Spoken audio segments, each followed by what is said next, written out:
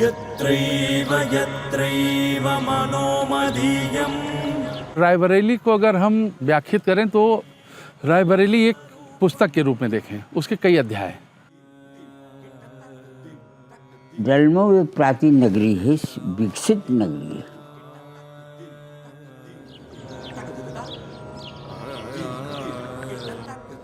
हमारे रायबरेली जिले में 3 हाईटेक नर्सरियाँ जनरेट की गई हैं। तीनों नर्सरियों में मंथली 1 लाख से लेकर 3 लाख तक पौधा उत्पादित किया जाता है। रायबरेली ने अपनी जो रफ्तार है वो समय के साथ बहुत अच्छी पकड़ी है। जो इंडस्ट्रियल एस्टेट्स भी यहाँ पर काफ़ी डेवलप हो रहे हैं। यहाँ ऑलरेडी इंडस्ट्री में काफ़ी अच्छी बड़ी संख्या में बड़े प्लेयर्स स्थापित हैं। तत्रैव तत्रैव तव स्वरूपम्। रायबरेली पर सरस्वती का भी हाथ रहा है। हमारी भाषा हिंदी जितनी सहज और सरल आज है वो सिर्फ इन्हीं की देन है। आचार्य महावीर प्रसाद द्विवेदी रायबरेली की ही धरती पर जन्मे।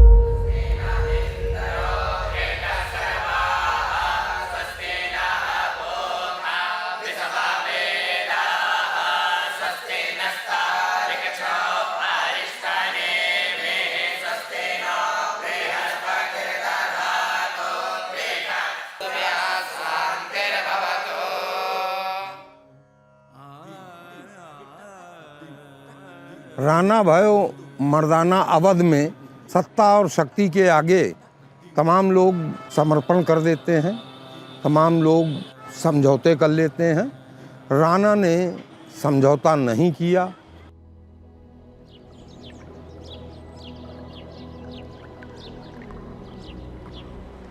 ये वही शहर है जहां अवध के इकलौते राणा ने जन्म लिया और एक वाक्य लोक प्रचलित हुआ, राणा भयो मर्दाना, जिसने अंग्रेजों के छक्के छुड़ा दिए। राणा बेनी माधव की वीरता आज भी इस मिट्टी में सांस लेती है। इस शहर के दिल में अतीत के गहरे घाव हैं और उन्हीं घावों से निकली है संघर्ष की पहचान। ये है रायबरेली, जहां अतीत की विरासत और भविष्य की रफ्तार आज साथ चलती हैं। रायबरेली की कहानी सिर्फ विकास की नहीं बल्कि बलिदान की भी है। हम शुरुआत कर रहे हैं उस स्थान से जहां आजादी की लड़ाई में किसानों का खून बहा था, शहीद स्मारक। 7 जनवरी 1921 जब अंग्रेजी हुकूमत ने सैकड़ों किसानों को मौत के घाट उतार दिया, सई नदी पर बना ये पुल तोड़ दिया गया ताकि आवाज दब जाए। लेकिन इतिहास कभी दबता नहीं और आज भी वो टूटा पुल उस संघर्ष की गवाही देता है। यहाँ है भारत माता का मंदिर और हर साल हजारों लोग शहीदों को यहाँ नमन करने आते हैं। राणा बेनी माधव जी 1857 का जो स्वतंत्रता संग्राम था उसमें ये अवध क्षेत्र में एक तालुका शंकरपुर है, जगतपुर यहाँ से 22 किलोमीटर दूर, वहाँ के तालुकेदार थे। अंग्रेजों की दमन नीति के खिलाफ जब भारतीयों ने किया तो उसमें अवध क्षेत्र के बहुत बड़े नायक और बहुत बड़ा योगदान उनका। 18 महीने अवध क्षेत्र को उन्होंने अंग्रेजों से मुक्त रखा। शहादत की इस धरती से आगे बढ़ते हुए अब चलते हैं उस स्थान की ओर जहां आस्था और विकास एक साथ दिखाई देते हैं। गंगा किनारे स्थित डलमऊ का ये घाट, डलमऊ से बहती गंगा कल कल करती प्रयागराज को छूती है और प्रयागराज की धरती को पवित्र करते हुए गुजरती है काशी से। अगर यहाँ से शुरू नहीं होगी तो वहाँ आस्था की लहरें कल कल नहीं बहेंगी। ये है डलमऊ और इसी आस्था को संवारते हुए नमामि गंगे का ये प्रोजेक्ट, ये योजना 19 करोड़ की लागत से यहाँ घाटों का पुनरुद्धार कर रही है। अब डलमऊ को संभाला जा रहा है, आस्था को संभाला जा रहा है।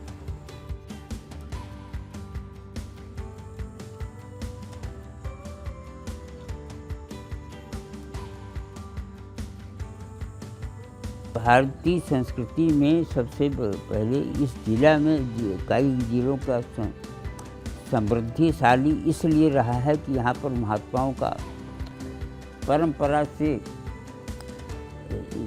12वीं शताब्दी से लेकर के लगातार महात्माओं का यहाँ पर आगमन हुआ है। और इस परंपरा में हमारा यह मठ जो प्राचीन तो रही, हम 23वीं पीढ़ी में हैं इस समय। तो इस परंपरा में तो प्राचीनता इसी प्रकार से दिखाई देती है। हमारे नाम लिखे हैं, कितने महंत हो गए हैं। इसके पहले भी वो हमारे कई मठ रहे हैं, यहाँ पर आश्रम रहे हैं, और आश्रम के कारण से वो बहुत प्रसिद्ध रहा। रायबरेली की आस्था के संगम से आगे बढ़ते हैं आधुनिक स्वास्थ्य सेवाओं की ओर। साल 2018 में फुली ऑपरेशनल हुआ रायबरेली का एम्स स्वास्थ्य की दृष्टि से इस जिले को समृद्ध बनाता है। एक वक्त ऐसा था कि स्वास्थ्य की दृष्टि से यहाँ से लोगों को लखनऊ तक जाना पड़ता था, लेकिन आज कंडीशन ऐसी है कि आसपास के 10 जिलों का गढ़ यही है। रोज यहाँ 3000 से ज्यादा पेशेंट्स आते हैं। ये है रायबरेली।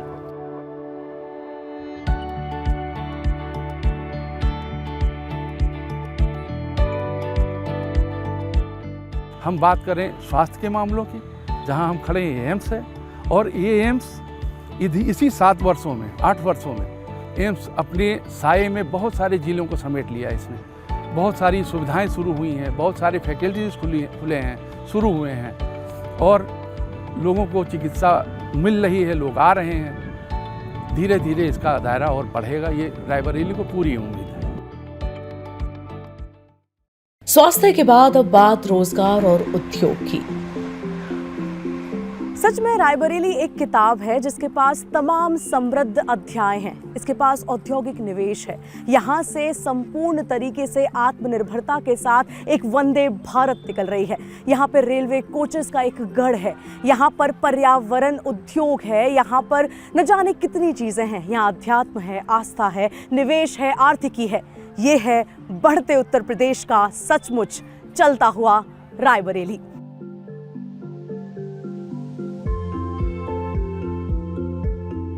किसानों की ताकत अब तकनीक से जुड़ रही है। पहले किसानों को पौधों के लिए दूसरे राज्यों पर निर्भर रहना पड़ता था, लेकिन अब रायबरेली में बनी है 3 हाईटेक नर्सरी, जहां सिर्फ 1 से 2 रुपए में उन्हें पौधे मिल रहे हैं। तकनीक और खेती का ये संगम किसानों की लागत घटा रहा है। हमारे रायबरेली जिले में 3 हाईटेक नर्सरियाँ जनरेट की गई हैं। एक सीहोर में, रघुपुर, सलोर, दरियापुर में। तीनों नर्सरियों में मंथली 1 लाख से लेकर 3 लाख तक पौधा उत्पादित किया जाता है। इसमें किसानों के लिए इतनी उत्तम क्वालिटी का हाइब्रिड सीड्स, साग भाजी के पौधे उत्पादित होते हैं जो निरोग और स्वस्थ होते हैं। सबसे अच्छी बात यह है कि बेमौसम में, किसी भी मौसम में पौधा आपको तैयार और मिलता है। इसमें 2 तरह के रेट होते हैं। एक किसान अपना सीड देता है तो उसको 1 रुपये पौधा, ये 2 पैसा सीड नहीं देता है तो 2 रुपये पौधा।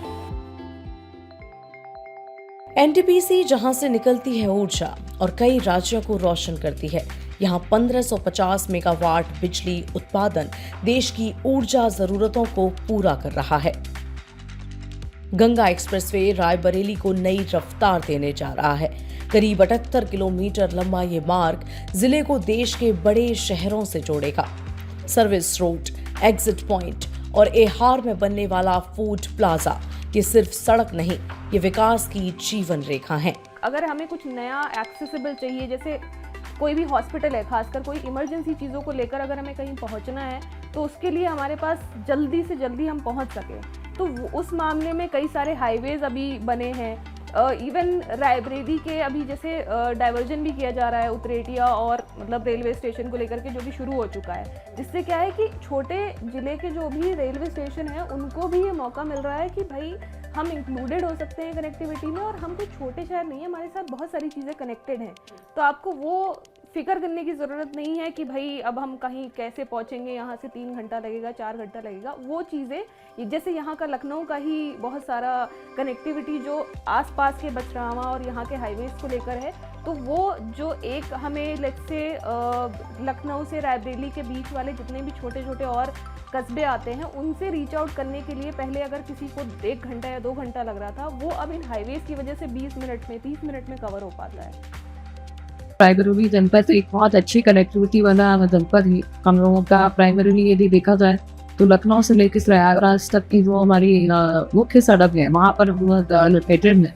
यहाँ पर रायबरेली वो विगत वर्षों में डेवलपमेंट को शीर्ष प्राथमिकता पर रखते हुए बहुत सारे अच्छे कार्य हुए हैं। जिसमें देखा जाए तो सबसे पहले तो हम देखा कि कनेक्टिविटी बढ़ाने के लिए तो एक्सप्रेस के काम है, तो नेशनल हाईवेज के काम है, तो बहुत अच्छे हुए हैं। यहाँ से लेकर लखनऊ से लेकर प्रयागराज को देखा जाएगा तो उसका भी बहुत समय सीमा कम हो गई है। उस पर गाड़ी में दौड़ने समय लगता है, वो काफी रुपया है। शहादत की मिट्टी से निकली ये कहानी आज विकास की उड़ान बन चुकी है। डलमऊ के किनारे यहाँ गंगा की आस्था है तो वंदे भारत की रफ्तार भी। यहाँ इतिहास की गूंज है तो भविष्य की तैयारी भी। ये है रायबरेली, नए उत्तर प्रदेश की नई पहचान। बढ़ते यूपी के 75 जिले, 75 कहानियां।